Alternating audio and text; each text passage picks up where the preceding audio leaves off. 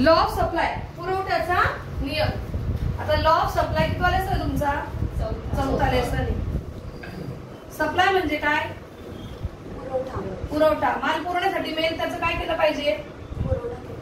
पुरवठा करण्यासाठी मेन काय करावं लागेल? स्टॉक करावा लागेल। पण स्टॉक करण्यासाठी काय करायला लागेल? बनवायला लागेल। त्याला काय म्हणता? प्रोडक्शन। काय करायला लागतं? आधी प्रोडक्शन करायला लागतं। प्रोडक्शन केलं तर काय होतो? स्टॉक होतो। स्टॉक केला तर काय होतो? सप्लाय होतो। म्हणजे तुम्ही जेव्हा काय कराल? उत्पादन कराल, काय कराल? उत्पादन कराल तेव्हाच काय करता येईल? साठा। आणि साठा असेल तरच काय होईल? पुरवठा। कोण कोणावर अवलंबून आहे?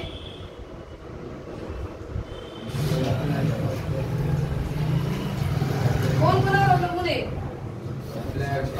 सप्लाय स्टॉकवर डिपेंड आहे, स्टॉक प्रोडक्शन वर डिपेंड आहे।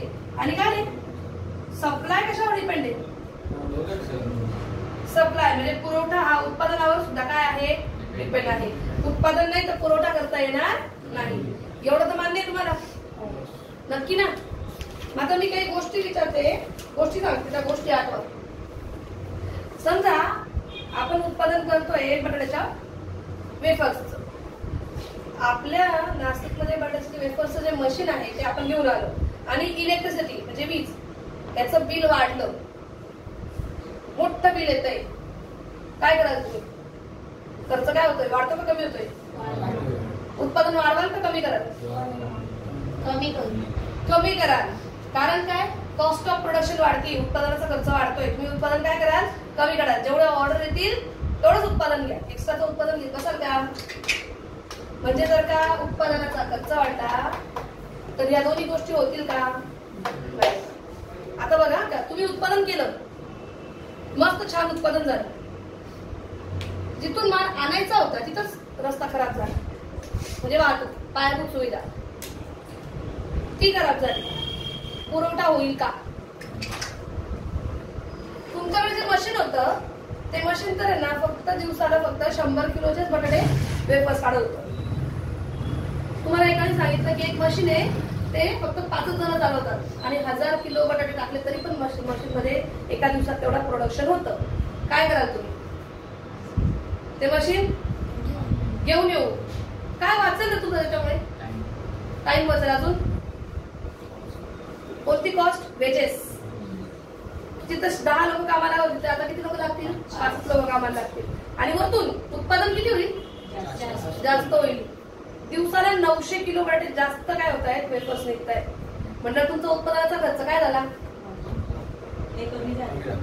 मग तुम्ही काय कराल? उत्पादन हे वाढलं तर हे पण, हे वाढलं तर हे पण, कळलं? हा प्रोड्यूसर आहे किंवा हा स्टॉक करणार आहे किंवा हा सप्लाय करणार आहे, इनको समझ गया मार्केट में प्राइस बढ़ गई, त्यांच्या प्रोडक्टची मार्केटमध्ये प्राइस वाढली आहे, काय करतील ते? स्टॉक कमी करतील का वाढवतील? तेरे पापा के दुकान में सिगरेट्स मिलते, उसकी प्राइस बढ़ गई है, तो बेचेंगे या घर पे बैठेंगे, घर पे रखेंगे? स्टॉक बढ़ता है या कम होता है? सप्लाई बढ़ता है या कम होता है? कॉमन सेंस है। यू आर सेलर, तो तुम क्या सोचोगे? प्राइस बढ़ गई है तो हम लोग क्या करेंगे? सेल ज्यादा करेंगे। आता उन्हाळ्याचा टाइम संपतोय, समजा उन्हाळा संपत आला, आता जूनचा आधीचा दिवस आला म्हणजे मेचे लास्टचे दिवस। कांदा आता तुम्हाला माहिती आहे पुढे काय होणार आहे? किंमत वाढणार आहे, कांद्याची किंमत वाढणार आहे, पण उत्पादन काय होईल? आता कमी होईल। पावसाळ्यामध्ये कांद्याचं उत्पादन होत नाही राजा। शाळेत शिकायला पाहिजे तुम्ही, तेव्हा समजेल तुम्हाला ते। पावसाळ्यामध्ये कांद्याचं उत्पादन कमी होतं, त्यामुळे कांद्याचा पुरवठा काय होतो? कमी होतो। लोकांना मागणी जास्त असते तेव्हा किमती काय होतात? वाढतात ना। म्हटल्यावर तुमची मम्मी काय करेल रे? उन्हाळा आहे तेव्हाच कांदे घेऊन ठेवेल, हे मम्मीचा विषय आहे। पण जो विक्री करणार आहे तो काय करेल? उन्हाळ्याचे जेव्हा दिवस संपतील तेव्हा तो माल काय करून ठेवेल? स्टोअर करून ठेवेल। का बरं? किमती वाढतील ना तेव्हा काढू आहे की नाही? कळतंय का? म्हणजे भविष्यकालीन किमतीचा अंदाज याला आधीच येत असतो। हा काय करतो? माल स्टॉक करून ठेवतो। भावना कळली का? फ्यूचर में प्राइस बढ़ने वाली उसको पता चल गया वो अभी छुपा के रखेगा, जब प्राइस बढ़ेगी तब बाहर निकालेगा टू सेल. कळलं? नक्की मी काय म्हणते ते समजतंय का? नक्की ना?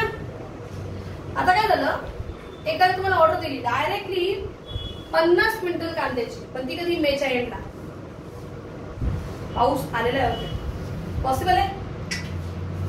आणि ते पण त्यांनी सुक्काच कांदा मागितला, पॉसिबल आहे का? नाहीये, क्योंकि तब तो बारिश का सीझन. म्हणजे हवामानाची स्थिती जर का बदलत असेल तर विल यू इम्प्रूव्ह सप्लाय? तुम्ही सप्लाय इम्प्रूव्ह करणारच नाही, कारण तसं हवामानच नाही. कळलं का काही? नक्की. आणि काय झालं, वेदिकाने बनवलेले ते व्यंगचित्र रेअर पेंटिंग आहे ना, छोटी ती तेव्हा बनवली, आता बनवते कधी नाही. पण जर का तुम्हाला कोणीतरी सांगितलं आम्हाला सेम तिच्या हाताची बनवलीच पेंटिंग हवी, देता येईल का तुम्हाला? नावात काय? रेअर आर्टिकल, दुर्मिळ आहे, तुम्ही देऊ शकता का? नाही देऊ शकत ना. कळलं? नक्की का? हे सगळे काय तर तुमचे उत्पादन पुरवठा ठरवण्याचे घटक.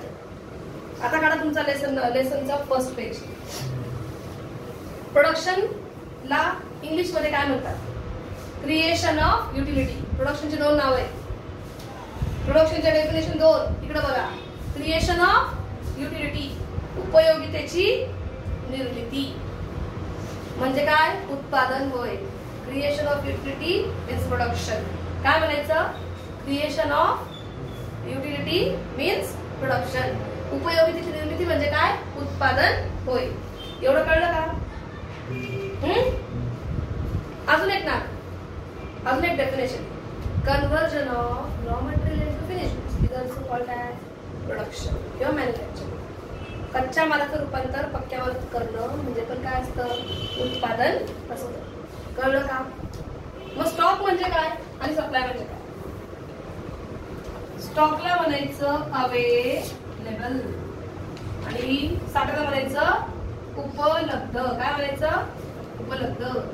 किसको बोलने का? ऑफर. किसको बोलने का? पुरवलेली. चला मराठीवाले. विशिष्ट काळात वेगवेगळ्या किमतींना बाजारातील विक्रेत्याकडे विक्रीसाठी उपलब्ध असलेली नगरसंख्या साठा होय. आणि विशिष्ट वेगवेगळ्या किमतींना बाजारातील विक्रेत्याने विक्रीसाठी पुरवलेली नगरसंख्या म्हणजे? कळलं? इंग्लिश वालों, सप्लाई हो या डिमांड हो, स्टार्टिंग कहां से करने की? क्वांटिटी डिमांडेड और सप्लाइड. इथं सप्लाय, क्वांटिटी सप्लाइड है ना. Quantity of a commodity available with seller to buy, supply or sale. Quantity of a commodity available with seller for sale is called as stock. पुन्हा एकदा. Quantity of a commodity available with seller to sale is called as. त्याच्या पुढे काय लिहायचं? At particular point of time at different prices. कळलं का? पुन्हा quantity of a commodity available with seller for sale is called as stock. Quantity of a commodity offered by seller to sell is supply. Offer है तो supply, available है तो stock है. मतलब तेरे पापा दुकान में जो रख रहे हैं that is supply. ओके? और जो तू घर से लेके आता है किधर किसी और से लेके आता है वहां पे क्या है? तेरा स्टॉक. कळलं का? भावना पोचली? नक्की का? मम्मी जो साखरेचा डबा चहासाठी काढलेला असतो, साखरेचा डबा दॅट इज सप्लाय. पण जो मोठा डब्यामध्ये मोठी साखर ठेवली असते तो काय? तुमचा स्टॉक. कळलं? नक्की का? पक्का ना? हु इज मोठा, दिस और दिस? स्टॉक इज मोठा है ना. स्टॉक इज मोर दॅन साठा हा पुरवठापेक्षा मोठा आहे. Can this be equal? ये इक्वल हो सकते हैं क्या? सोचो, साठा आणि पुरवठा इक्वल होऊ शकतो का? का बरं नाही?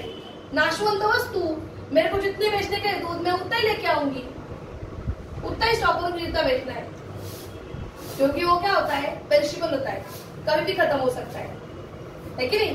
खत्म हो सकता है मतलब खराब हो सकता है. Only in case of perishable goods this two are equal. फक्त नाशवंत बाबतीत, नाशवंत वस्तूच्या बाबतीत हे दोघं कसे असतात, समान असतात.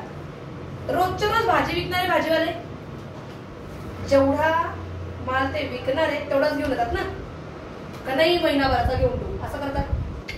हे ज्यूसवाले काका, तुम्ही ज्यूस मागाल तेव्हाच ते तुम्हाला देतात ना, कायच बनवून ठेवतात आणि मग देतात. तो सुद्धा हिरव्याच्या आणि काळा होऊन जाईल, नाशवंत आहे. भावना पोचली नक्की. ते ऐका ना, मी असं म्हणू का, हा जो स्टॉक आहे ना हा फ्युचरचा सप्लाई रे. This stock is future supply. मतलब जो हमने संभाल के रखा है कभी ना कभी सप्लाई करने के लिए बाहर आएगा, है की नाही. तिथं आहे बघा, तुम्हाला असं त्याला बॉक्स करून दिला गेला, पोटेन्शियल आहे का. Stock is a potential supply.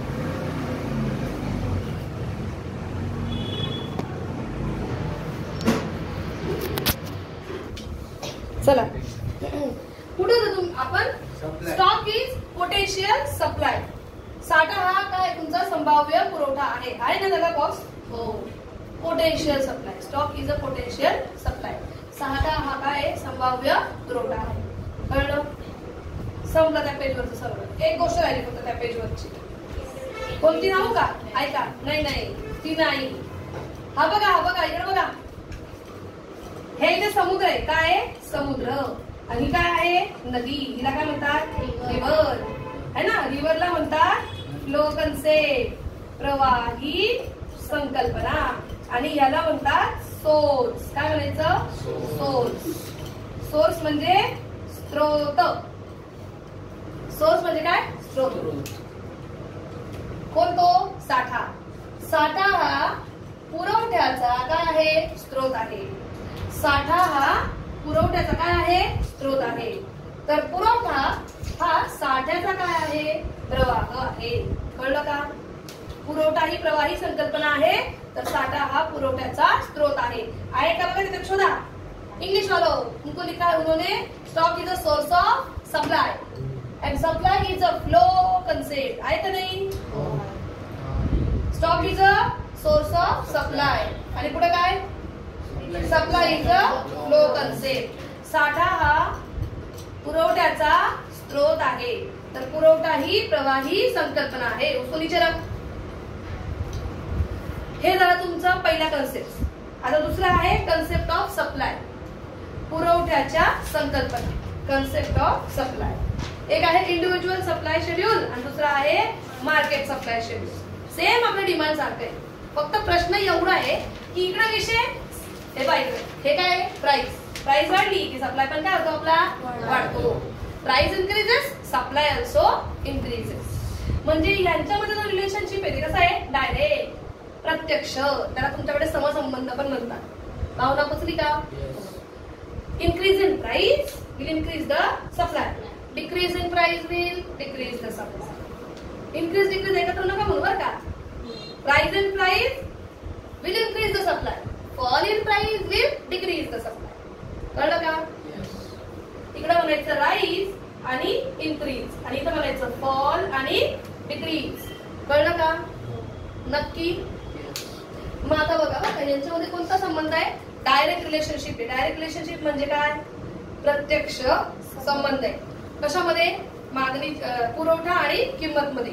Quantity supplied and price of the commodity मध्ये. भावना पोचली नक्की. माझा डेफिनेशन बघू इंडिव्हिज्युअल सप्लाय शेड्यूलची आणि मार्केट सप्लाय शेड्यूलची. हे बघा मार्केटमध्ये किती सेलर असतात रे, आबा, बाबा, काका. प्रोड्युसर म्हणा नाही तर सेलर म्हणा, व्हॉट एव्हर इट इज तुमको लगेगा वो. एकट्या आबाने केली सप्लाय तर म्हणायचं इंडिव्हिज्युअल सप्लाय, आणि आबा, बाबा, काका तिघांनी केलाय सप्लाय तर मार्केट सप्लाय. कळलं का. उसको इधर दे रे, वो इधर बहुत अच्छा लगता है, दे ना. पण लाज वाटली पाहिजे. लोक 2 दिवसामध्ये सुट्ट्या देऊन राहिले. तुमचे क्लास घ्यायचे आहेत, आपत्ती आहे, तुम्ही जास्त लाडावून घेताय. मी पण तेच करते, मस्तपैकी 2-2 प्रॉब्लेम घेते, ते सुट्टी कसा बोलला तरी. चला लक्ष द्या. एकाने केला वैयक्तिक, सगळ्यांनी केला बाजार. चला डेफिनेशन इंग्लिश वाल्याकडून सुरू करणार टॅब्युलर रिप्रेझेंटेशन. नंतर काय घ्यायचं सुरुवातीला क्वांटिटी सप्लाय.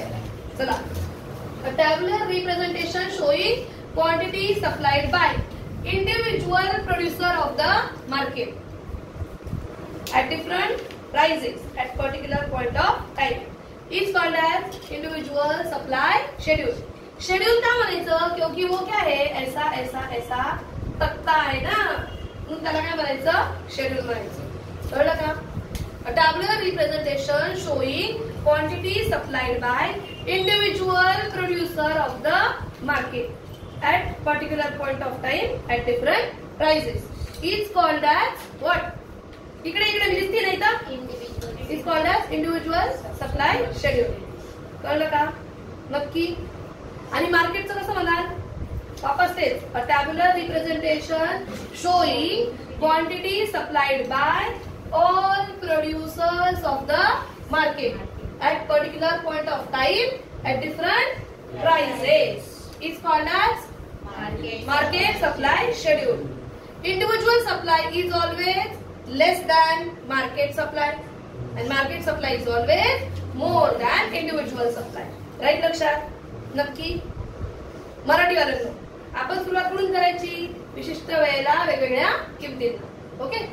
विशिष्ट वेळेला वेगवेगळ्या किमतींना बाजारातील एका उत्पादकाने केलेला पुरवठा दाखवणारे पत्रक म्हणजे काय? वैयक्तिक पुरवठा पत्रक.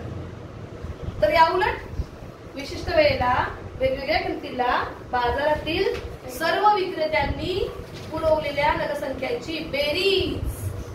बाजारातील सर्व विक्रेत्यांनी पुरवलेल्या नगरसंख्यांची बेरीज म्हणजे बाजार पुरवठा पत्रक होय. भावना पोचली का? वैयक्तिक पुरवठा हा बाजार पुरवठ्यापेक्षा नेहमी कमी असतो, तर बाजार पुरवठा हा वैयक्तिक पुरवठ्यापेक्षा नेहमी जास्त असतो. राहील का लक्षात? बर.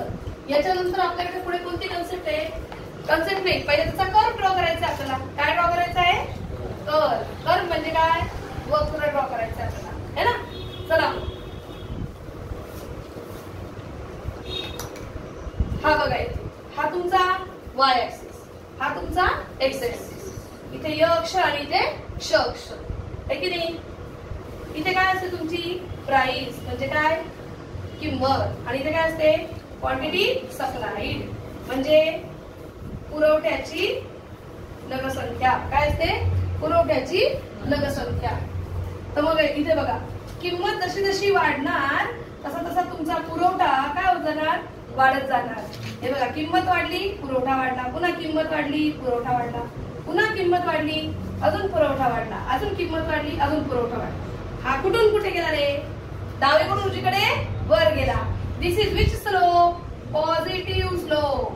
हा कसा आहे वक्र? पॉझिटिव्ह आहे म्हणजे धनात्मक आहे. तुम्हाला जर का रिकाम्या जागांमध्ये वक्र आला ना, वक्र पुरवठ्याचा वक्र आणि कंसात त्यांनी दिलंय धनात्मक ऋणात्मक शून्य, आपण विचार करत बसतो याचं उत्तर तर सम होतं आहे की नाही? याचं उत्तर तर वर सरकतो होतो. कुठे गेलं? हा कसा आहे? धनात्मक आहे, पॉझिटिव्ह आहे. कळलं? नक्की. आणि हा काय दाखवतो? म्हणे हे इकडे गेलं वरती तर हे इकडे वाढलं. म्हणजे यांच्यामध्ये कोणता संबंध आहे? समसंबंध किंवा प्रत्यक्ष संबंध. म्हणजे त्याला काय म्हणतात? Direct relationship. भावना पोचली? अगर यहाँ पे इंडिव्हिज्युअल सप्लाय आहे म्हणजे 1 2 3 4 5 तरी पण हा वरच जाणार आहे. आणि इथे मार्केट सप्लाय 10 20 30 40 50 तरी हा डावीकडून उजवीकडे वरच सरकणार आहे. भावना पोचली का? नक्की. बर. आता नेक्स्ट काय पॉइंट तुमच्याकडे? पुरवठा ठरवणारे घटक. काय नेक्स्ट पॉइंट? पुरवठा ठरवणारे घटक. त्याला तुम्ही म्हणतात फॅक्टर इन्फ्लुएन्सिंग सप्लाय किंवा फॅक्टर्स डिटरमाइनिंग सप्लाय. पुरवठा ठरवणारे घटक, डिटर्मिनंट्स ऑफ सप्लाय. सबसे पहिला आहे पहिला किंमत. किंमत वाढली पुरवठा पण वाढणार, किंमत कमी पुरवठा पण कमी. Rise in price will increase the quantity supplied, fall in price will decrease the quantity supplied. याला काय म्हणतात? There is direct relationship between price and quantity supplied. अधिक किमतीला जादा नगरसंख्येचा पुरवठा केला जातो तर कमी किमतीला कमी नगरसंख्येचा पुरवठा केला जातो. याचाच अर्थ किंमत आणि पुरवठा यात कोणता संबंध असतो? समसंबंध असतो. भावना पोचली. सेकंड, कॉस्ट ऑफ प्रोडक्शन का टेक्निक ऑफ प्रोडक्शन आहे? State of technology.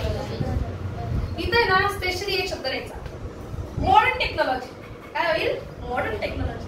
हे मॉडर्न टेक्नॉलॉजी आली म्हणजे तुमचं कॉस्ट ऑफ प्रोडक्शन काय होईल? कमी होईल. आणि कॉस्ट ऑफ प्रोडक्शन कमी झालं की ऑटोमॅटिकली तुम्ही प्रोडक्शन वाढवाल. प्रोडक्शन बढ़ गया तो स्टॉक भी बढ़ेगा और सप्लाय भी बढ़ेगा. भावना पोचली. समजलं. दुसरा पुरवठा ठरवणारा घटक. तिसरा आहे कॉस्ट ऑफ प्रोडक्शन, उत्पादनाचा खर्च. आताच बोलले ना, वीज बिल वाढलं मी उत्पादन काय कराल? कमी कराल. उत्पादनाचा खर्च वाढला की उत्पादन कमी होते आणि ऑटोमॅटिकली साठा पुरवठा कमी होतो. भावना पोचली. तुमचे डबडे पर्सनल वाले बंद करायला तुम्ही सपोर्ट करा. नेक्स्ट काय आहे तुमच्याकडे? Infrastructure facility. मी कसं एक्झाम्पल दिलं होतं रोडचं, की रस्ते काय झाले? खराब झाले. पुरवठा होईल का? वीज वाहतूक दळणवळण किंवा संदेशवहन. इलेक्ट्रिसिटी नाही, त्यांनी पॉवर म्हणते. पॉवर, ट्रांसपोर्ट आणि कम्युनिकेशन. अगर ये तीनों बेसिक इंफ्रास्ट्रक्चर फैसिलिटी पुअर है तो पुरवठा भी कैसे होगा? कमी होगा. सप्लाई भी क्या हो जाएगा? कम. भावना पोचली. Next point, government policy.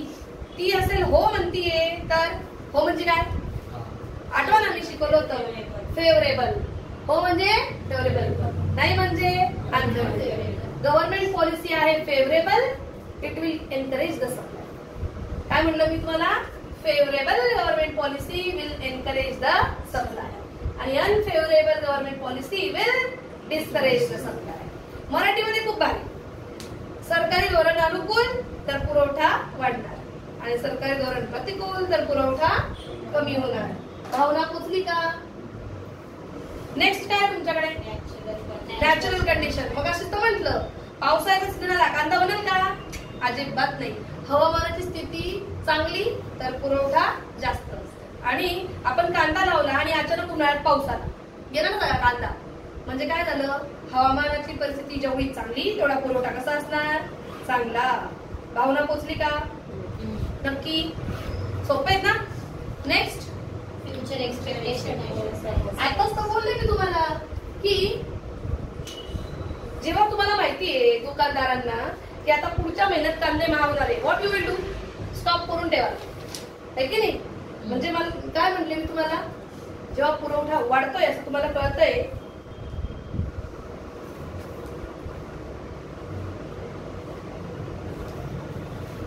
बोंडस बाळासारखा मान खालीच ठेव. तुम्हाला नाही बघितलं तरी चालेल, तरी बरं वाटत. आणि तुम्ही मागच बघा, दिसतीये चांगली माझ्याकडे बघा. हा, माझ्याकडे बघा, तिकडे तू काय बघ. नकोच बघू तू, असं आहे खालीच बघ. काय होतं ते नाव विसरले का? ते फ्युचर एक्सपेक्टेशन अबाउट प्राइस आहे ना. जेव्हा त्यांना माहिती आहे की जूनच्या एंडिंगला प्राइसेस काय होणार आहेत? वाढणार आहेत, ते कांदे काय करून टाकतील? स्टॉक करून ठेवतील. कधी विकायला? फ्युचर मध्ये. लिहिताना कसं लिहायचं? If producer get expectation about rise in future prices, he will decrease the supply और he will stock the products. कळलं का? नक्की. भावना पोचली. Next, other factors. माझा सगळ्यात फेवरेट पहिले availability of factor of production. म्हणजे तिकडे लोक म्हणताय आम्ही वडापावची गाडी टाकू आणि बटाटे जायला, बटाट्यांचं उत्पादन उपलब्धताच नाहीये. उत्पादन घटक जो आहे त्याची आपल्या देशात नाशिकमध्ये उपलब्धच नाही उत्पादन घटक.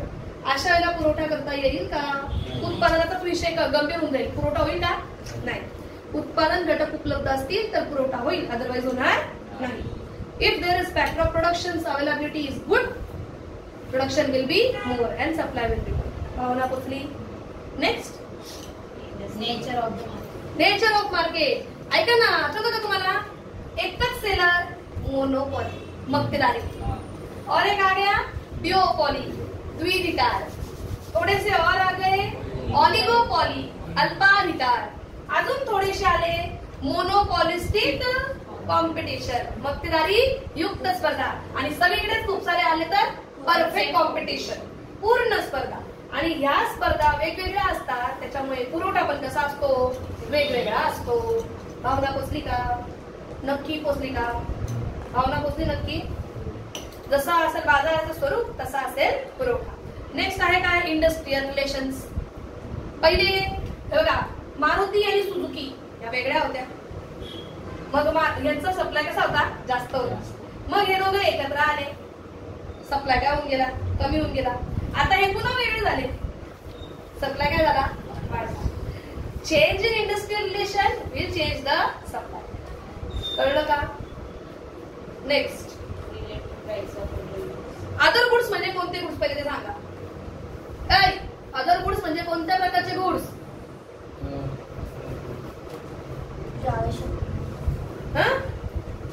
आवश्यक नाही ते. अदर गुड्स म्हणजे कोणते गुड्स? एकेकाला मार खायला लागलं, कालच शिकवलंय. सबस्टिट्यूट गुड्स आणि कॉम्प्लिमेंटरी गुड्स. ऑप्शन गुड्स नाही म्हणतात त्याला. सबस्टिट्यूट आणि स्पेलिंग चुकलं, Chinese. Substitute and complementary goods. पर्यायी आणि पूरक वस्तूंना इतर वस्तू म्हणतात बरं का, लक्षात ठेवलं. इतका आनंद मी तिथं येऊन एकेकाला. पर्यायी वस्तू आणि पूरक वस्तू. मग पर्यायी वस्तूंच्या किमती बदलल्या किंवा पूरक वस्तूंच्या किमती बदलल्या तरी आपल्या वस्तूचा पुरवठा बदलू शकतो. आणि त्यात बदल व्हायला असं कुठे म्हणतात? आता पुरवठ्याच्या नियमात म्हटलं जातं, लॉ ऑफ सप्लाय मध्ये म्हटलं जातं. पण इथे त्यांनी काय म्हटलंय? इतर वस्तूंच्या किमती बदलल्या तर आपल्या वस्तूचा पुरवठा बदलू शकतो. म्हणजे बघा बरं का, तुम्ही लोक आहे ना काय करता माहिती का? तुम्ही लोक छान अशा वया बनवतात आणि त्या विकतात. आणि तुम्हाला असं कळलं की ते वयाचा जो कागद आहे त्याच्या किमती वाढल्या. तुम्ही पुरवठा ऑटोमॅटिकली काय करायला नाही? कमी. कारण उत्पादन कमी होईल. कारण वहीचा जो पुट्टा आहे त्या पुट्ट्याच्यामध्ये कागद लावायला लागतील, तो ना पेजेस लावायला लागतील ना. पेजेसच महाग आहे, पण मग विकता येईल का? नाही विकता येणार. तुम्ही म्हटले की आम्ही ना मॅडम इथून पुढे चहा विकणार आहे, चहा बनवणार आहे, पण चहामध्ये दूध पाहिजे ना. तेच जर का खूप महाग झालं किंवा साखरच खूप महाग झाली तर आपल्याला खूप सारा प्रोडक्शन करून ठेवता येईल का? सप्लाय ऑटोमॅटिकली आपण काय करू? कमी करू. आवाज बंद करा, एक्स्ट्राचे आवाज नको. कळलं? हे झालं कसलं? पूरक वस्तूंचं. आता पर्यायी काय झालं? तुम्हाला कळलं बाजारात आहे ना कॉफीची किंमत खूप वाढली, म्हटल्यावर चहालाच आता काय येणार आहे? मागणी येणार आहे. लोक चहाच मागतील. म्हटल्यावर आपण काय करणार? चहाचा पुरवठा वाढवणार. का वाढवला? क्योंकि हमको पता है उधर कॉफी महंगी हो गई है, लोग चाय पीने आने वाले, चाय का सप्लाय बढ़ा दिया. भावना पोचली का? नक्की? हे सगळे होते काय तुमचे पुरवठा ठरवणारे घटक. कोणता आहे? अरे हा, देशाच्या बाहेर तुम्ही एक्सपोर्ट केला तर आपला सप्लाय काय होईल? कमी होईल. देशाच्या बाहेर जेव्हा तुम्ही निर्यात करताय, भारताचा माल बाहेर जातोय पाहायला नको रे, तर पुरवठा काय होतो? कमी होतो. तर या उलट तुम्ही देशाच्या बाहेरून तेल आयात केलं, आपल्या देशाचा पुरवठा वाढला. Supply will increase. भावना पोचली का? नक्की? पण या सगळ्यांमधला एक बदलेल. All other things should remain constant. त्याला म्हणतात बघा पुरवठ्याचा नियम, लॉ ऑफ सप्लाय. हा इन्व्हेंट कोणी केला? हु इंट्रोड्यूस? Alfred Marshall. कोणत्या पुस्तकात? प्रिन्सिपल ऑफ इकॉनॉमिक्स, अर्थशास्त्राची मूलतत्त्वे. कोणत्या वर्षी हा प्रकाशित झाला ग्रंथ? नियम प्रकाशित झाला का पुस्तक प्रकाशित झालं? हा, व्हेरी गुड. ग्रंथ प्रकाशित झाला कधी? 1890 मध्ये. भावना पोचली का? नक्की? ओके. मग लॉ ऑफ सप्लाय काय म्हणतो? खूप सोपं. Other things be constant. काय ग बोली? Other things be constant. Higher the price of a commodity, smaller is the नाही, larger is the quantity demanded. Demanded का supply? Other things be constant.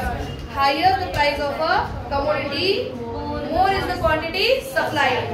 Lower the price of a commodity, less is the quantity supplied. Higher आणि more आणि less आणि lower आणि less. बरोबर ना? Higher आणि more, lower आणि less. मराठीमध्ये सोपं आहे. इतर परिस्थिती स्थिर असताना अधिक किमतीला जादा नगरसंख्येचा पुरवठा केला जातो, तर कमी किमतीला कमी नगरसंख्येचा पुरवठा केला जातो. माहिती मागली तुझी न्यूज झाली. एवढं कळलं का? हा होता तुमचा पुरवठ्याचा नियम हा होता तुमचा पुरवठ्याचा नियम. बघ पुरवठ्याचा नियम कुठे मोठ्या बघ त्याच्यावर काय का ते. पुरवठा ठरवणारे घटक जे होते तुमचे त्यातला किंमत सोडला तर all other thing should remain. बघा ना माहिती आहे तसं त्याने दिलंय अझम्पशन्स. किती अझम्पशन आहे टोटल? पहिल्या अझम्पशनचं नाव सांगा जरा. गप्प बसा. प्रोडक्शन. आता बघा यात ना तुम्हाला एक्सप्लेन करायचे 2 ते 3 लाईन मध्ये, पण आपल्याला हेडिंग्स लिहिणं महत्वाचं आहे. ओके. तर तुमचा पुरवठ्याचा नियम काय म्हणतोय?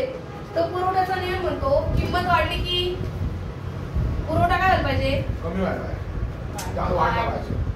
तुम्ही बोलत काय बोलला. किंमत वाढली की पुरवठा आपला वाढणार आहे. पुन्हा किंमत वाढली की पुरवठा वाढणार. तो कसं जाणार? डावीकडून उजवीकडे वर जाणार आहे. पण गंमत अशी आहे की याच्यासाठी तुम्हाला खूप सारे अझम्पशन्स करावे लागतात. गृहीतक खूप सारे गृहीत धरावं लागतं. पहिलं गृहीतक काय की मॅडम आमचा रूल असा आहे किंमत वाढली की पुरवठा वाढतो. म्हटल्यावर मॅम तुम्ही असं समजून घ्या की आम्ही जे उत्पादन आम्ही जे विकतोय ना त्याची किंमत वाढली आहे आणि आता आम्ही पुरवठा वाढवणार आहे. पण काय झालं माहिती का? ट्रान्सपोर्टेशन कॉस्ट होती ना, उत्पादनाचा खर्च किती एका प्रकारचा की आपण असं म्हणूयात वेजेसचा खर्च वाढला आणि तुम्ही उत्पादन कराल का? कॉस्ट ऑफ प्रोडक्शन काय झालं? वाढलं. तुम्ही उत्पादन काय कराल? कमी कराल. किंमत वाढली होती ना रे, पुरवठा काय पाहिजे? वाढायला पाहिजे होता. लक्ष द्या माझ्याकडे पहिले.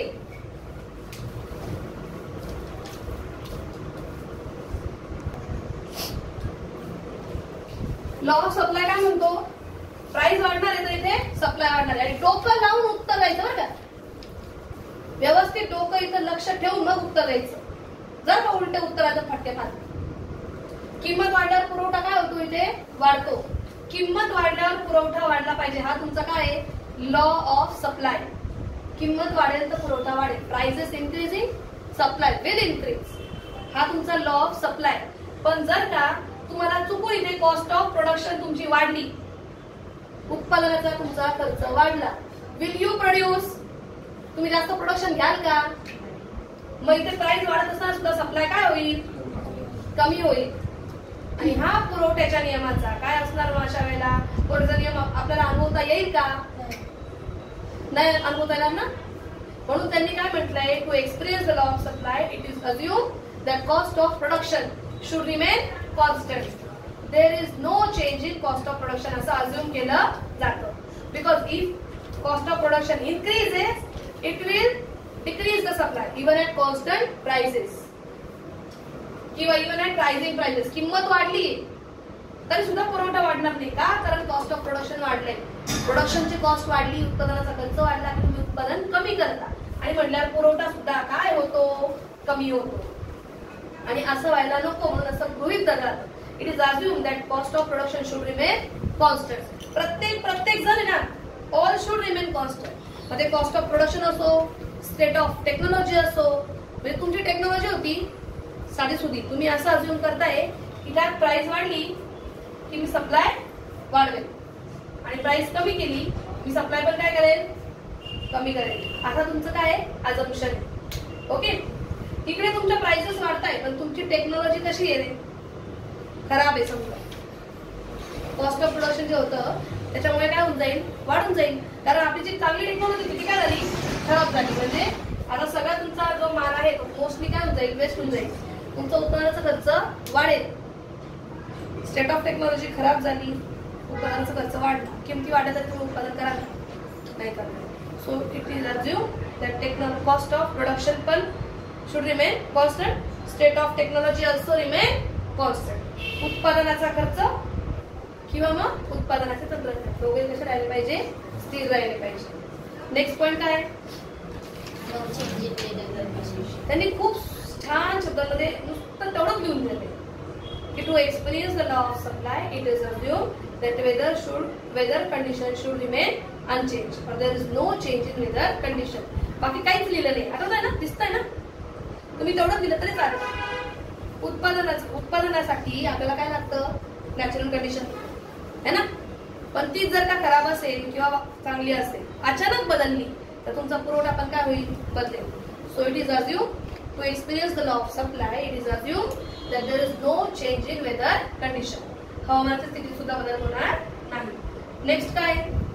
No change in government policy. No change in government policy म्हणजे सरकारी धोरणामध्ये बदल होत नाही. काय दिले त्यांनी सोयी तिथे? To experience the law of supply it is assume that there is no change in government policy. पुरवठ्याचा नियम अनुभवण्यासाठी असे गृहीत धरले जाते की सरकारी धोरणांमध्ये बदल होत नाही. कारण जर का सरकारी धोरण बदलले तर स्थिर किमतीला सुद्धा पुरवठा काय होऊन जाईल? बदलून जाईल. अगर गवर्नमेंट पॉलिसी चेंज हो गई, अगर गवर्नमेंट पॉलिसी चेंज हो गई तो प्राइस कितनी उतनी होगी ना, तो भी सप्लाई क्या हो जाएगा? चेंज हो जाएगा. फॉर एक्झाम्पल समजा सरकारने या मार्गावर बॅन आणला, किंमत कमी झाली होती का? नाही ना, तरी पण सप्लाय कमी झाला. का कमी झाला? गव्हर्नमेंटने बॅन केली. समजलं का? असं व्हायला हवंय का? मग आपल्याला सप्लाय कमीच व्हायला हवं असेल तर प्राइस कमी झाली आणि सप्लाय वाढायला हवाय तर प्राइस वाढल्यावर, आणि तसं नाही होते तर मग आपल्याला अनुभवता येईल का हा लॉ ऑफ सप्लाय? नाही. भावना पोचली हो की नाही? पुढचा पॉईंट काय? Transportation cost. म्हणजे तुम्ही खूप सारं उत्पादन केलं बरं का आणि किमती पण वाढल्या. तुम्हाला वाटलं चला किंमत वाढलीये, पुरवठा पण काय करू? वाढवू. अरे पण ट्रान्सपोर्ट करणारे ट्रक म्हणे आमची किंमत वाढलीये. आता तुम्ही काय कराल? जेवढा लागतो तेवढाच माल मागवा. कितीही काय झालं, कितीही किंमत वाढली तरी सप्लाय आम्हाला जास्त वाढवणार नाही, क्योंकि आम्हाला लक्ष द्यावं. समजलं का? नक्की. नेक्स्ट काय? Price of other goods should remain constant. इतर वस्तूंच्या किमती कशा राहायला पाहिजे? स्थिर. इतर वस्तू कोणत्या आहेत? इथे दिल्या जातात बघा. सबस्टिट्यूट अँड कॉम्प्लिमेंटरी, पर्याय आणि पूरक. दोन्ही वस्तूंच्या किमतीमध्ये बदल व्हायला नको. अगर त्या वस्तूंच्या किमती बदलल्या तर तुमचा पुरवठा काय होऊ शकतो? बदलू शकतो. म्हणजे तुम्ही असं विचार केला, मॅम आता ना माझा जो चहा बनवतो ना मी तो एकदम छान बनवतो, म्हटलं किंमत पण वाढणार आहे आणि मी पुरवठा पण काय करणार आहे? वाढवणार आहे. ओके. पण काय झालं? काय त्या पॉइंटचं नाव लास्टच्या? No future expectations about prices. पण तुम्हाला असं कळलं चहा सोडून देतात त्या, मोबाईल घेऊयात. मोबाईल विकताय तुम्ही, है ना? तुम्ही मोबाईल विकताय, किंमत वाढल्यावर पुरवठा काय पाहिजे? वाढायला पाहिजे. मान्य. पण तुम्हाला असं कळलं, प्रोड्युसरला असं कळलं की फ्युचर मध्ये प्राइसेस अजून वाढणार. तो मोबाईल आता विकायला काढेल का? तो काय करेल? स्टॉक करून ठेवेल, है की नाही? किंमत कमी झाली का? किंमत वाढली होती तरी पण त्याने स्टॉक केला का? कारण जो 400चा मोबाईल आता आपण 500ला विकतोय तो भविष्यात तुम्हाला 1000ला विकता येणार आहे. मग तुम्ही आता विकाल का तो 500ला पण? नाही. भावना पोचली? नक्की. To experience the law of supply it is assume that there is no change in no expectation of future change in price. कळलं का? पुरवठ्याचा नियम अनुभवण्यासाठी असे गृहीत धरले जाते की उत्पादकाला भविष्यकालीन किमतींचा अंदाज आलेला नाही. कळलं? नक्की.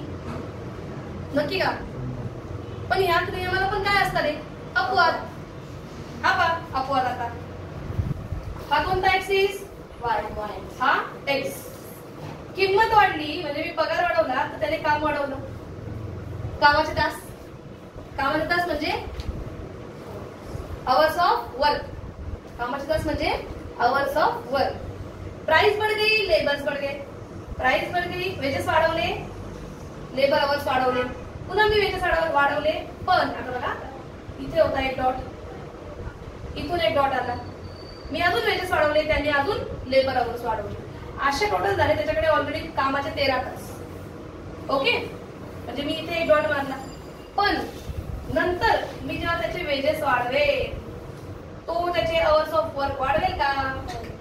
तो उलट ते काय करेल? कमी करेल. आरामाला प्राधान्य देईल. म्हणजे श्रमाचा पुरवठा वक्र हा असा गेला गेला गेला आणि मागे वळला.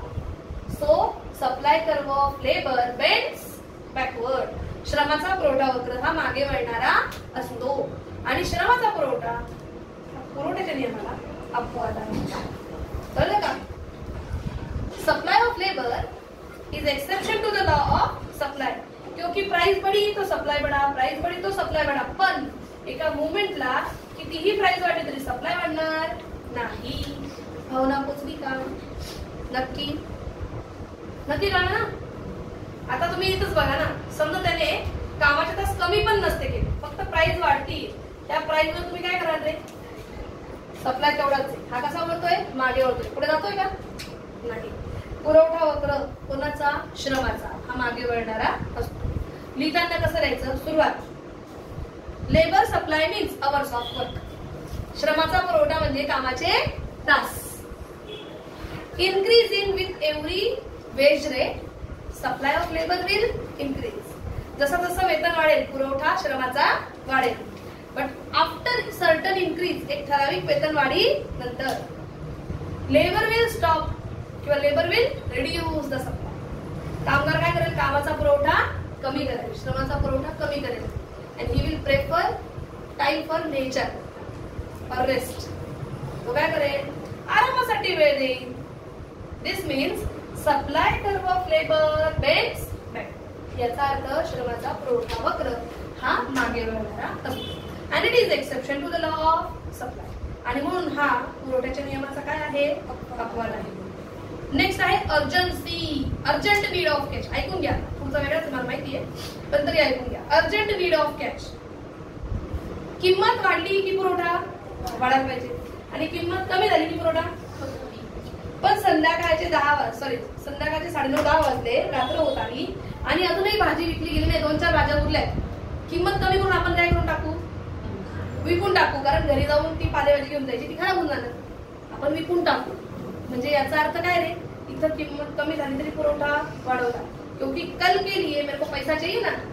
Urgent need of cash. कळलं? अशा वेळेला हा श्रमाच्या पुरवठ्याचा काय, पुरवठ्याच्या नियमाचा काय आहे? अपवाद आहे. कळलं का? नक्की. Urgent need of cash is exception to the law of supply, because when producer have urgent need for cash, he will supply more even at less prices. Discount लगा के बेच देगा. कळलं का? नक्की. त्याच्यावरचं 2 नंबरच होतं ऍग्रिकल्चर गुड्स आहे ना, कृषी उत्पादन ना. मी एखाद्याला म्हणलं पावसाचे दिवस आल्यावर आता मला कांदा दे 1000 क्विंटल, तो देऊ शकेल का? नाही. कारण हवामानाची स्थिती जी पूरक आहे त्यानंतर जर तुम्ही पुरवठा मागताय, पुरवठा वाढवायला लावताय, पुरवठा वाढता येणार नाही. कितीही किंमत वाढली तरी सुद्धा पुरवठा वाढणार नाही. आणि मग कृषी उत्पादन हे पुरवठ्याच्या नियमाला काय आहे? अपवाद आहे. कळलं? त्याच्यानंतर नेक्स्ट आहे पेरिशेबल गुड्स, नाशवंत वस्तू. समजा दुधाची किंमत वाढली, 50 रुपये लिटर झालं किंवा 100 रुपये लिटर झालं, तर आता मला सांगा, मी याचा पुरवठा काय टँकर भरून ठेवू का? तरी होऊन जाईल, ते खराब होऊन जाईल ना. म्हणजे याचा अर्थ नाशवंत वस्तूंचा कितीही किंमत वाढली तरी पुरवठा वाढवता येत नाही. And this is exception to the law of supply. भावना पोचली. आणि लास्ट आहे रेअर आर्टिकल्स. वेदिकाचं पेंटिंग ती तेव्हा होती तेव्हा काढलं होतं, आता ती मोठी झाली, आता ती तसंच काढणार आहे का? वेगळे काढेल की नाही? म्हटलं सेम टू सेम तसं मिळणार नाही. रेअर आर्टिकल्स आणि सेम टू सेम मिळणार नाही. रेअर आर्टिकल म्हटल्यावर पुरवठ्याच्या नियमाला हा आर्टिकल काय आहे? अपवाद आहे. भावना पोचली. हे होतं तुमचे लॉ ऑफ सप्लाय. आणि ह्या लॉ ऑफ सप्लायलाच म्हटलं जातं, इकडे बघा आता नाही काय, आता या लॉ ऑफ सप्लायलाच म्हटलं जातं, त्याचं नाव काय? Variation in supply. आता हा पॉइंट महत्वाचा आहे. याच्यात जर का तुम्ही मापन चाळे केले तर माझ्या हातला इतका मार खाल की तो इमॅजिन नाही करू शकत. आता याचं नाव काय? Variation in supply. म्हणजे काय रे? पुरवठ्यातील विचलन. पुरवठ्यातील काय? विचलन. आणि दोन प्रकारचे असतात ते, विस्तार किंवा संकोच. संकोच दुसरं नाव काय रे? आकुंचन. आणि विस्तारचं दुसरं नाव प्रसरण. इंग्लिश वालो हमारे क्या? एक्सपान्शन. आणि इकडे काय? कॉन्ट्रॅक्शन. आठवतं का तुम्हाला कालच्या या बॉक्स मध्ये आपण काय लिहिलं होतं? Other things constant. म्हणजे इतर परिस्थिती कशी पाहिजे? स्थिर. आणि कोण चेंज होणार? प्राइस म्हणजे किंमत. कशी होणार चेंज, म्हणजे काय होईल बदल. एकतर ती आता इथं काय होईल, एकतर ती वाढेल, एकतर ती कमी होईल. वाढली म्हणजे आपण काय म्हटलं तिथे राईस, कमी झाली नाही का, ते हो नाहीये, ते चेंज मध्ये असतं, बदल मध्ये राईस आणि फॉल. त्याच्यामुळे तुमचा सप्लाय काय, तो सप्लाय इथे काय होईल वाढेल म्हणजे इन्क्रीज, आणि कमी होईल म्हणजे डिक्रीज. यालाच काय म्हटलं जातं व्हेरिएशन. व्हेरिएशन मध्ये बघा किती आपल्याकडे दोन. आता याला आपल्याला चालू करायचंय है ना. डेफिनेशन जेव्हा आपण चालू करणार इंग्लिश वाले, तुम्ही कुठून सुरू करणार,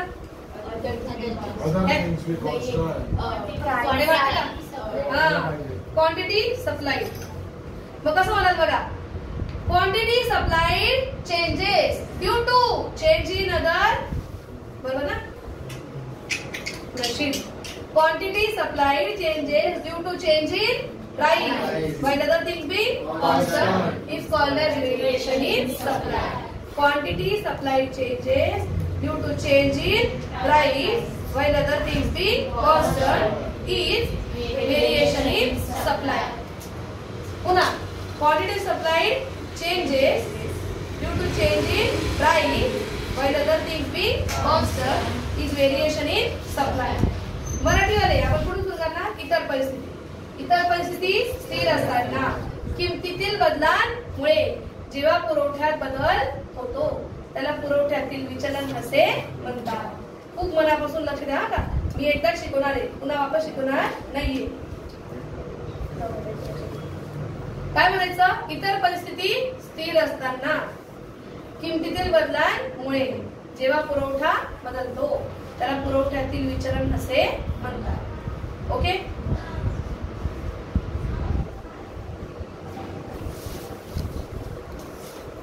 चला, किमतीतील बदलामुळे इतर परिस्थिती स्थिर असताना किमतीतील बदलामुळे जेव्हा पुरवठा बदलतो त्याला पुरवठ्यातील विचलन असे म्हणतात. आम्ही इंग्लिश वालो, आपण पहिले काय करू, एक्सपान्शन आणि नंतर कॉन्ट्रॅक्शन. पहिले एक्सपान्शन सुरुवात कुठून करायची, quantity supplied increases due to rise in prices while other things being constant is called as expansion in supply. Expansion ही नाही का, एक्सपान्शन ऑफ आहे, ऑफ ऑफ आहे का, बरं चला इकडे लक्ष द्या. ऑफ है टीचर, बस बस बस बस बस बस, जिसको लगता है इन जिसको लगता है ऑफ. चला एक लक्ष द्या, डेफिनेशन मध्ये इन आहे, लक्ष द्यायचे. increase in quantity supplied due to rise in prices of commodity while other things being constant is called as expansion in supply. समजा क्या नक्की. तर इकडे बघा ना, हा कोणता आहे, हा कोणता आहे, किंमत वाढली पुरवठा वाढणार, किंमत वाढली पुरवठा वाढणार. हा वक्र कसा जाणार, असा जाणार आहे की नाही. हा काय झाला, स्लोप झाला. काय झाला, स्लोप.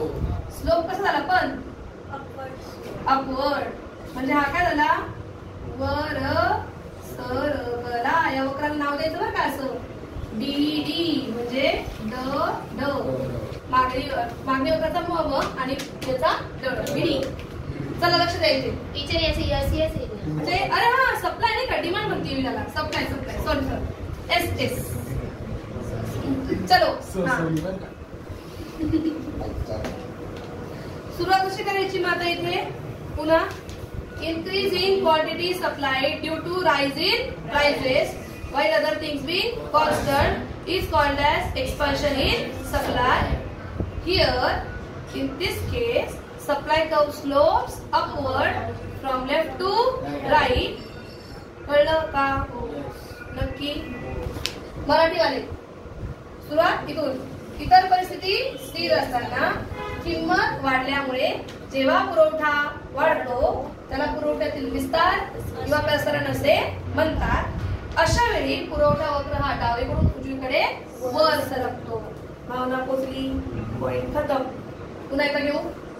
इतर परिस्थिती स्थिर असताना किंमत वाढल्यामुळे जेव्हा पुरवठा वाढतो त्याला पुरवठ्यातील विस्तार किंवा प्रसरण असे म्हणतात.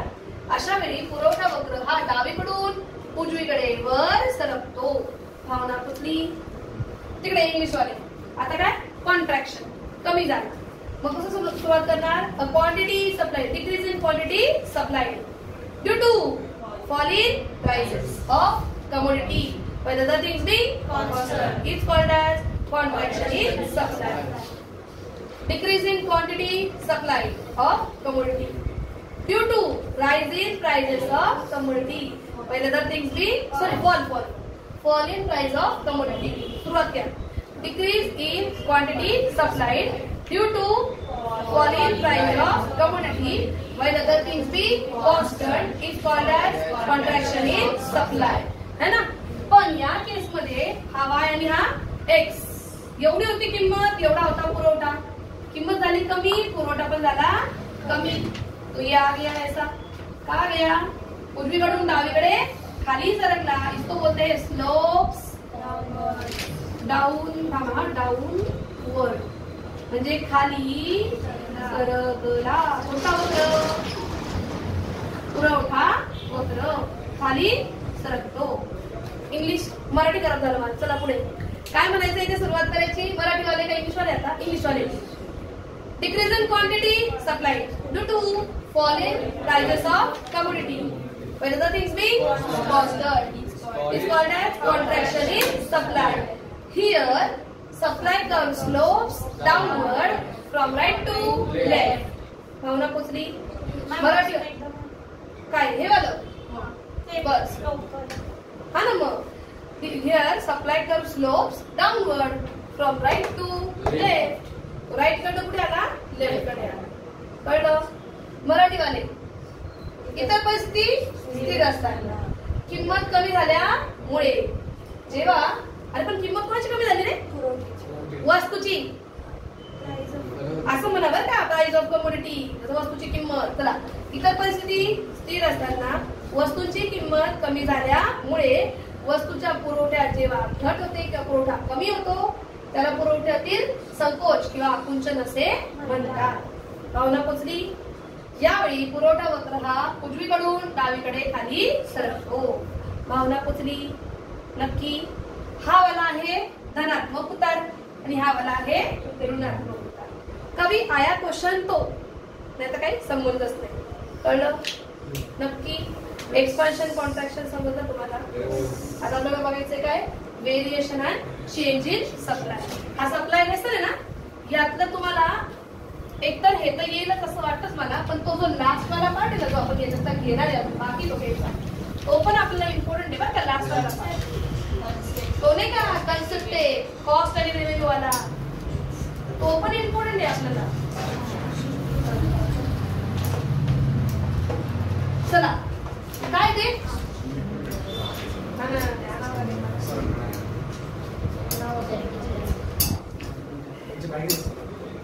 बघू ना. पोरांना तर पाहिजे ऑनलाईन म्हणतात ना आपण सगळं. चेंज इन सप्लाय फक्त लक्ष पाहिजे. पुरवठ्यातील बदल. आता बघा का पुरवठ्यातील बदल. आता पुरवठ्यातील बदल मध्ये पुरवठा एक तर कमी होतो एक तर जास्त होतो. कमी होतो तर आपल्या इंग्लिश मध्ये खूप सोपा नाव आहे. काय कमी होतो तर डिक्रीज आणि वाढतो तर डिक्रीज. पण मराठी वाले विचारे दोन नाव आहे वाढ किंवा थांबा लिहूया. मग वृद्धी घट किंवा ह्रास. बरोबर दिलास.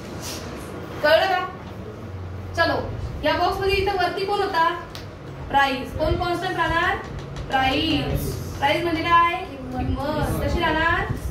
स्थिर राहणार. आणि चेंज कोण होणार? Other things. हे काय होतील? चेंज होतील.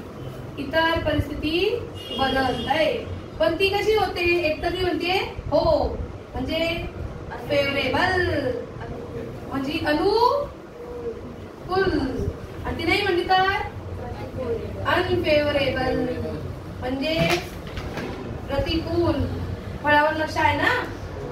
आणि अनफेवरेबल असेल तर पुरवठा वाढणार सप्लाय काय होणार वाढेल म्हणजे काय होईल रे इन्क्रीज आणि ते काय होईल तो कमी म्हणजे काय होईल डिक्रीज. चला सुरुवात पुढून सुरू करणार आहे आपण इकडे क्वांटिटी सप्लाय चेंज बनावं लागेल ना पण चेंजच्या डेफिनेशन मध्ये चेंज किती वाजता किती वेळेस 3 वेळेस. Change in quantity supplied due to change in other things while prices are constant is called as change in supply. अगर चेंज ची डेफिनेशन घेतोय इन्क्रीज चा म्हणून आला. चला इकडे बघा change in quantity supplied due to change in other things.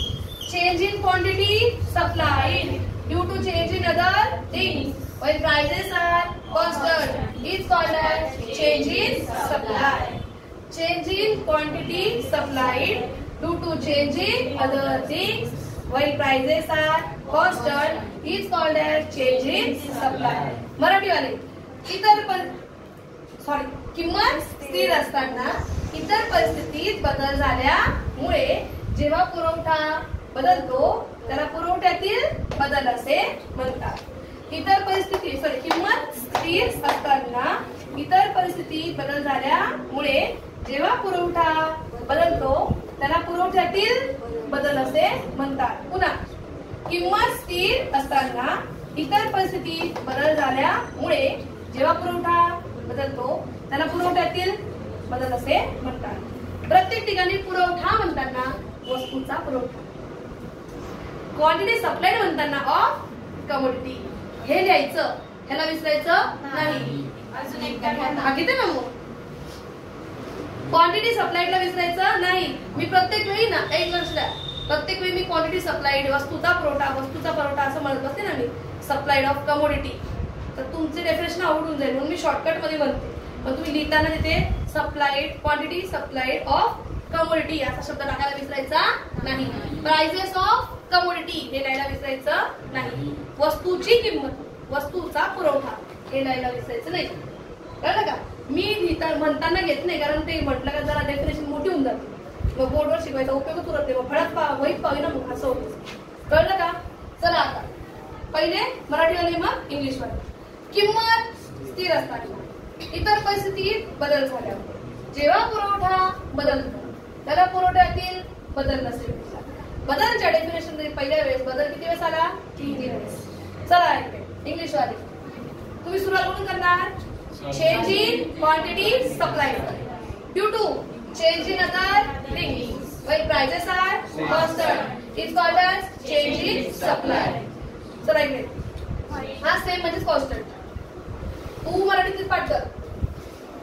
Change in quantity supplied due to change in other things when prices are constant is called as change in supply. तो change में होता है increase और decrease. चलो पहले increase देखते हैं. Increase in quantity supplied due to favourable change in other things while prices are constant is called as increase in supply. Increase in quantity supplied due to favorable change in other things while prices are constant is called as increase in supply. समजा नक्की. मग इथे व्याख्या आहे बघा हा कोणता आहे हा कोणता आहे की नाही. इकडे बघा एवढी होती किंमत एवढा होता पुरवठा हा इथं होता डॉट हा इथं होता असा गेला ना वरती. मग हे बघा काय झालं ऐका ना इकडे नवीन मॉडर्न टेक्नॉलॉजी आली आपला पुरवठा वाढणार किंमत तर तेवढीच आहे. मग आपण डॉट डॉट डॉट डॉट करत आलो dot dot dot dot dot. हा बघा नवीन नवीन वक्र कुठे गेला रे हा याने काय म्हणतात शिफ्ट पुढे झाला shift to original supply right side हे विसरू नका. Right side of original supply कर. मराठीवाल्यांना आपण कुठे लिहायचं आपण इथं लिहू. काय म्हणतात ते पुरवठा वक्र मूळ वक्राच्या काय रे मूळ पुरवठा वक्राच्या थांब ना फास्ट नको बोलू काय डाव्या उजव्या बाजूला काय उजव्या बाजूला थांब उजव्या दिसत नाही उजव्या बाजूला मेन शब्द राहिला ना स्थलांतरी होतो तर दिसतोय का चला पहिले वापस एकदा मराठीवाले स्थलांतरित पुरवठा वक्र मूळ पुरवठा वक्राच्या उजव्या बाजूला स्थलांतरित स्थलांतरित म्हणजे इथून उठून तिकडे जाणार तो मला तर हे समजून घे ना तुझ्या मनात स्थलांतरित देऊन टाक चला वेळ जातोय मला लिहिलं काय होतं ते मराठीवाले किंमत स्थिर असताना इतर परिस्थितीतील अनुकूल बदलांमुळे जेव्हा पुरवठा वाढतो त्याला पुरवठ्यातील वाढ किंवा वृद्धी असे म्हणतात काही वाटू द्या इंग्लिश वाले तुमचं उत्तर देऊ राहिले मोठ्याने बोला जराशे किंमत स्थिर असताना तू मोबाईल मध्ये बघ किंमत स्थिर असताना इतर परिस्थितीत अनुकूल बदल झाल्यामुळे जेव्हा पुरवठा वाढतो त्याला पुरवठ्यातील वाढ किंवा वृद्धी असे म्हणतात मग अशा वेळी पुरवठा वक्र हा मूळ पुरवठा वक्राच्या उजवीकडे स्थलांतरित होतो इंग्लिश वाले लक्ष द्या काय बोलतोय आपण डेफिनेशन पुन्हा एकदा घेऊया मग मराठीवाले पण पुन्हा एकदा पुढून सुरू करू दे इकडून increase in quantity supplied due to favorable change in other things when prices are constant is called as increase in supply. Here supply curve shift to the right side of original supply curve. कळलं का मराठीवाले चला किंमत स्थिर असताना इतर परिस्थितीत अनुकूल बदल झाल्यामुळे जेव्हा पुरवठा वाढतो त्याला पुरवठ्यातील वाढ किंवा वृद्धी असे म्हणतात अशा वेळी पुरवठा वक्र हा मूळ वक्राच्या उजव्या बाजूला स्थलांतरित होतो मूळ वक्राच्या उजव्या बाजूला दिस इज युअर उजवी मूळ वक्राच्या उजव्या बाजूला स्थलांतरित होतो भावना पोचली चलो डिक्रीज हा ना डिक्रीज ना decrease in quantity supply due to unfavorable change in other things while prices are constant is called as decrease in supply. कळलं का here वक्रच नाही काढला आम्हाला याला जागा उभ्या पाहिजे हा इकडे असा एक जोडला हा वाला मेन वक्र दिसला तुम्हाला हा बघा इकडे बघा ओय ज्या रस्त्याने न होता तो रस्ताच खराब झाला पुरवठा होईल का किंमत तीच होती पण पुरवठा काय झाला कमी झाला या किमतीला पुरवठा तेवढाच राहिला म्हणून मी एक नवीन वक्र ड्रॉ केला हा कुठे येणार आहे डावीकडे म्हणजे म्हणायचं कसं shift to the thank you left hand left side of original supply thank you हे तर रिमाइंडर सप्लाय कर तुम्ही कसं म्हणाल रे मूळ पुरवठा हे बघा पुरवठा वक्र कोणता वक्र पुरवठा वक्र हा मूळ पुरवठा वक्राच्या डावीकडे स्थलांतरित होतो चला आधी इंग्लिश वाले पुन्हा बोलूया decrease in quantity supplied due to unfavorable change in other things when prices are constant is called as decrease in supply. Here supply curve shift to the left side of original supply curve. Marathi वाले इकडे पुढून सुरुवातीची इकडून का इकडून किंमत स्थिर असताना इतर परिस्थितीत प्रतिकूल बदल झाल्यामुळे जेव्हा पुरवठा कमी होतो त्याला पुरवठ्यातील घट किंवा ह्रास असे म्हणतात पुन्हा एकदा किंमत स्थिर असताना इतर परिस्थितीत प्रतिकूल बदल झाल्यामुळे जेव्हा पुरवठा कमी होतो त्याला पुरवठ्यातील घट किंवा ह्रास असे म्हणतात. पुन्हा एकदा, किंमत स्थिर असताना इतर परिस्थितीत बदल झाल्यामुळे प्रतिकूल बदल झाल्यामुळे जेव्हा पुरवठा कमी होतो त्याला पुरवठ्यातील घट किंवा ह्रास असे म्हणतात. अशा वेळी पुरवठा वक्र हा मूळ पुरवठा वक्राच्या डावीकडे स्थलांतरित होतो. भावना पोचली? हे होते पुरवठ्यातील विचलन का बदल? बदल. सप्लाईचा काय होता? चेंज का वेरिएशन? चेंज होता है कि नहीं? तो चलो अभी आगे क्या है? Cost concept. चला इकडे आता आपल्याला शिकायचे आहे कन्सेप्ट. या कन्सेप्ट येतातच पेपरला बऱ्याचशा मार्कांना. सो इसको सीखो. चलो तुम्हाला हे सगळं मी ऑलरेडी शिकवून झालंय पण पुन्हा एकदा शिकवायचे कन्सेप्ट नुसार. ओके. आता बघा क्लासचा रेट. तुम्ही एक जण आले तरी मला 4 करायचे. तुम्ही 50 जण आले तरी मला 4 करायचे. म्हटल्यावर याला तुम्ही कोणती कॉस्ट म्हणणार? बदलता खर्च की स्थिरवाला खर्च? स्थिर खर्च. Fix cost. स्थिर खर्च. ओके. कळलं का? एकाच मुलाने शिकवती म्हटल्यावर मला पुरा एका मुलाला 4000 खर्च होत आहे. मी 10 मुलांना शिकवती म्हटल्यावर एका मुलावर माझे 400 रुपये खर्च होत आहे. कळतंय का? टोटल सेम होतो पण एकेकाच्या मागे जर विचार केला तर काय होतो?